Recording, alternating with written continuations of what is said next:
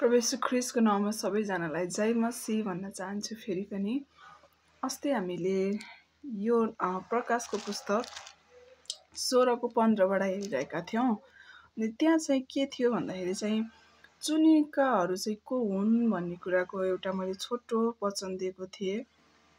अनि यो कुरा चाहिँ जस्ट हाम्रो इन्फर्मेसन मात्रै होइन, अनि तर हामीले चाहिँ यो हाम्रो निर्णय एउटा हाम्रो यो जीवन बनाउनु पर्छ। हामीले चाहिँ यसलाई यहाँ 15मा फेरि पनि म पढ्न चाहन्छु। हेर, म चोर जस्तै आउनेछु, त्यो धन्यको हो जो जागा रहन्छ र आफ्नो वस्त्रको रक्षा गर्छ, नत्र त त्यो नाङ्गै हिँड्नेछ र त्यसको नग्नता देखिनेछ भनेको छ।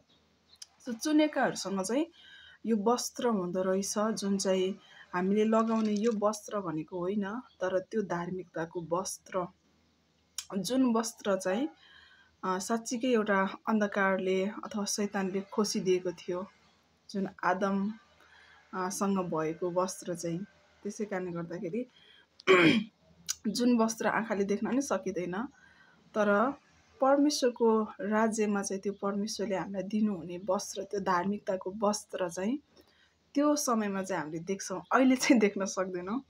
सो त्यो वस्त्रको बारेमा चाहिँ धेरै ठाउँमा चाहिँ उल्लेख गरेको छ। जस्तो कि हेऱ्यो भने सार्डिसको मण्डलीलाई हेऱ्यो भने, सार्डिसको मण्डलीमा हेऱ्यो भने त्यहाँनिर म तपाईँहरूको लागि पढ्नेछु। मेरो हातमा बाइबल छ, तपाईँहरू पनि हेर्नु होला बाइबल। 4मा भनेको छ, 3:4मा, प्रकाश 3:4मा 3:4 मात्रै म पढ्नेछु ल। यहाँ के भनेछ भने, तर सार्डिसमा कति व्यक्ति छन् जसले आफ्ना लुगा बिटुले पारेका छैनन्, तिनीहरू मसँग सेता वस्त्र लगाएर हिँड्नेछन्, किनकि तिनीहरू योग्यका छन् भन्नुभयो। सो वचन चुनेकाहरू चाहिँ को रहेछ त भन्दाखेरि जोसँग चाहिँ परमेश्वरले लगाइदिनु भएको त्यो वस्त्र छ, त्यो धार्मिकताको वस्त्र, यो वस्त्र होइन। सो यो वस्त्रको लागि चाहिँ हामीले धेरै चिन्ता गर्नु पर्दैन प्रियहरू, तर हामीले चिन्ता गर्नुपर्ने वस्त्र भनेको चाहिँ यो वस्त्र हो, जुन चाहिँ धार्मिकताको वस्त्र। अनि फेरि प्रकाश 19:8मा त्यहाँ के लेखेको छ भन्दाखेरि चाहिँ, प्रकाश 19:8मा यहाँ यसरी लेखेको छ, यहाँ भनेको छ, चहकिलो र स्वच्छ मलमलको वस्त्र पहिरन तिनलाई दियो। चहकिलो मलमलको वस्त्र सन्तहरूका धार्मिक कार्य हुन् भनेको छ। जति पनि हामी परमेश्वरको राज्यभित्र छौँ नि, हामीले जे काम गर्छौँ नि, त्यो काम चाहिँ नि परमेश्वरको जगमाथि हुनु जरुरी छ, अथवा यसो ख्रीष्ट चाहिँ हाम्रो जग हुनु जरुरी छ। नत्र त हामीले गरेको कामहरू पनि एक दिन जल्छ। किन भन्दाखेरि कामको चाहिँ हामी जब हामी यो संसारको टाइम लाइनहरूलाई हामीले सकाउँछौँ नि, जब पनि यो संसारको हाम्रो यो टाइम सकिन्छ नि, जस्तो कि यो संसारको टाइमलाई चाहिँ क्रोनोस भन्छ, अनि स्वर्गको टाइमलाई चाहिँ काइरोस भन्छ। जब पनि हामी त्यो टाइम लाइनभित्र छिर्छौँ नि प्रियहरू, हो त्यतिखेर चाहिँ नि हाम्रो जीवनमा नि हामीले गरेको जति पनि कुराहरू छ नि, धन सम्पत्ति छ नि, त्यो कहिले पनि पछि लाग्दैन, तर हाम्रो काम चाहिँ पछि लाग्छ। किन भन्दाखेरि, किन पछि लाग्छ काम भन्दाखेरि, त्यो कामको आधारमा चाहिँ परमेश्वरले हाम्रो न्याय गर्नुहुन्छ। र हामीले चाहिँ यो संसारमा जिउँदाखेरि नि जस एउटा सक्सेसफुल हुन्छु भन्ने हिसाबले मात्रै जिउनु हुँदैन, तर सक्सेसफुल हुनुको पछाडि चाहिँ तपाईँले कसरी चाहिँ आफ्नो लाइफलाई अगाडि बढाइरहनु भएको छ। सक्सेसफुल हुनु राम्रो कुरा हो, सोलोमन राजा पनि सक्सेसफुल भयो, तर उसको सक्सेसफुलमा चाहिँ सबै कुरा उसको राम्रो थिएन।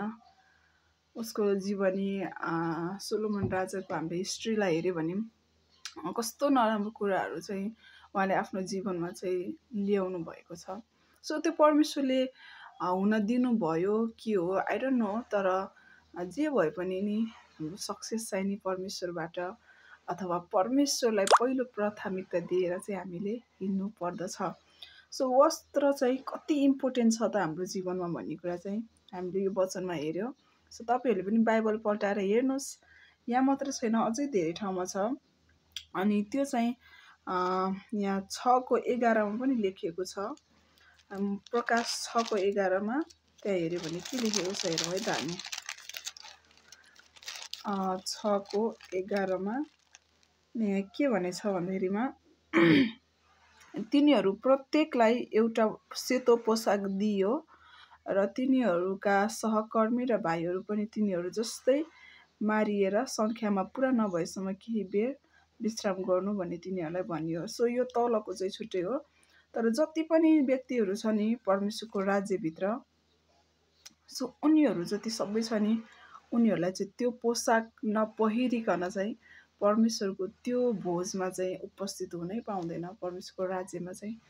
त्यसै कारणले गर्दाखेरि प्रियहरू, हामीसँग चाहिँ हामी जतिजना पनि छौँ नि हामी सोच्छौँ कि म चाहिँ यस्तो उस्तो भनिकन, परमेश्वरले नि हामीलाई त्यो वस्त्रलाई नि हाम्रो जीवनमा नि त्यो जोगाउनलाई अथवा त्यो वस्त्रको लागि हामीले चाहिँ मेहनत गर्नको लागि उहाँले सिकाउनुहुन्छ।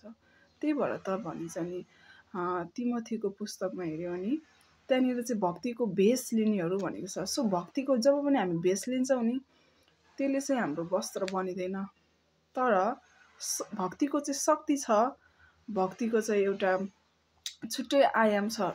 तर भक्तिको भेष पनि चाहिन्छ, परमेश्वरलाई मनपर्छ त्यो पनि, तर भक्तिको शक्ति छ नि त, त्यो इनर भक्ति चाहियो भित्रदेखिको।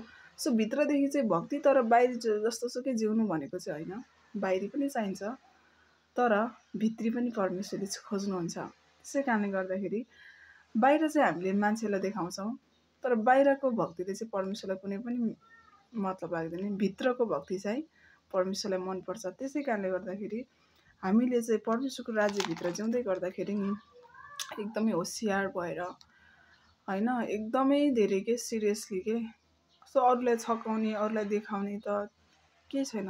परमेश्वर अनि मेरो सम्बन्ध, परमेश्वर र मेरो सम्बन्ध, अनि त्यसपछि नि हामी धार्मिकतामा बढ्दै जान्छौँ, प्रेममा, आनन्द, दया, धैर्य, भलाइ हरेक कुराहरूमा बढ्दै जान्छौँ। हुन्छ, परमेश्वरले तपाईँहरूलाई आशिष दिनुभएको होस्। यो वचन तपाईँहरू पनि हेर्नुहोला, धार्मिकताको वस्त्रको विषयमा जति पनि वचनहरू मैले तपाईँलाई कोट गरेको छु त्यो हेर्नुहोला, तपाईँहरू पनि घरमा आफैले पनि। हुन्छ, जय